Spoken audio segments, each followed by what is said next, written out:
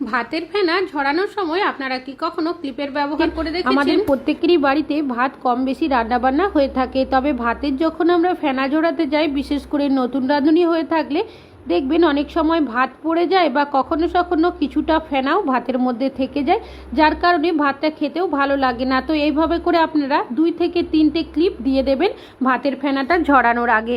তারপর একটা পাত্র নিয়ে নেবেন। এবার এই পাত্রের মধ্যে আপনারা যদি এইভাবে ভাতের ফেনাটা ঝরান, দেখবেন সুন্দরভাবে কিন্তু ভাতের ফেনাটা ঝরে যাবে, একটুও ভাত কিন্তু পড়বে না। তাছাড়াও আপনাদের ভাতের মধ্যে ভাতের ফেনাও থাকবে না। তবে এইভাবে কাজটি করতে অসুবিধা হলে আপনারা এইভাবে তলার সাইডে একটা ডাবু বা হাতা দিয়েও দিতে পারেন, তবে আমার কিন্তু প্রয়োজন নেই, তাই আমি এখান থেকে তুলে নিলাম। এইভাবে করে 5 মিনিট রেখে দেব। 5 মিনিট পর আমি আপনাদেরকে দেখাবো যে কতটা সুন্দর ভাতের ফেনাটা ঝরে গেছে, একটুও ভাতের মধ্যে ফেনাও নেই, আর এখানে কিন্তু একটুও ভাতও পড়েনি।